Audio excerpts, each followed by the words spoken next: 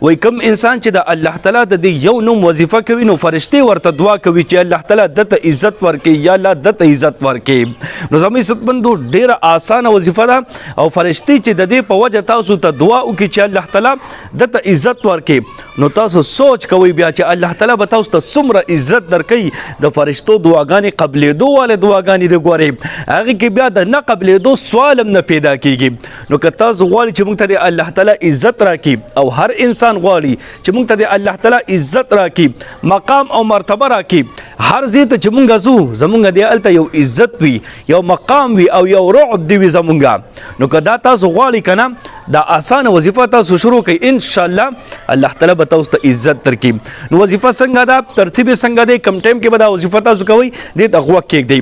نو د الله تعالی نوم دی یا کریمو د دې وظیفه به تاسو کوئ یا کریمو یا کریمو یا کریمو بس دا به تاسو وایئ. اوس څه ټایم کې به دا تاسو وایئ نو دا به د شپې اوده کېدو نه مخکې تاسو وایئ.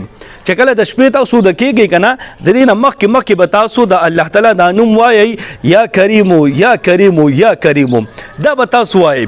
څو پیرې به تاسو وایئ نو د دې تعداد نشته دی چې بس څونه تاسو ویلی شئ که 100 پیرې ویلی شئ 200 پیرې ویلی شئ 300 پیرې ویلی شئ هغه ستاسو خوښه ده خو بس دا تاسو وایئ اوده کېدو نه مخکې یا کریمو یا کریمو یا کریمو.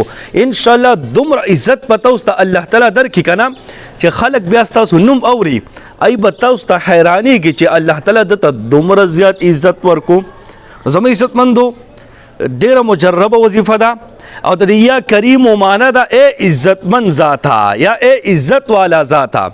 نو چې الله رب العزت په کوم نوم سره رابلې که نه هغه صفت په الله تعالی تاسو ته در نصیب کوي. نو که تاسو غواړئ چې موږ ته د الله تعالی عزت راکړي بس د شپې اوده کېدو نه مخکې تاسو د الله تعالی د یو نوم وظیفه کوئ یا کریمو یا کریمو یا کریمو. نو فرشتې به تاسو ته دعا کوي چې الله تعالی دته عزت ورکړي یا الله دته عزت ورکړي یا الله دته عزت ورکړي.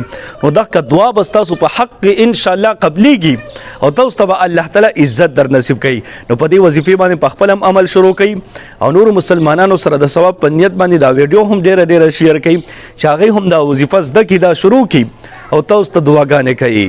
الله رب العزت مو خوشحاله آباد ساته. دعاګانې کوئ دعاګانې به کوو. الله په امان.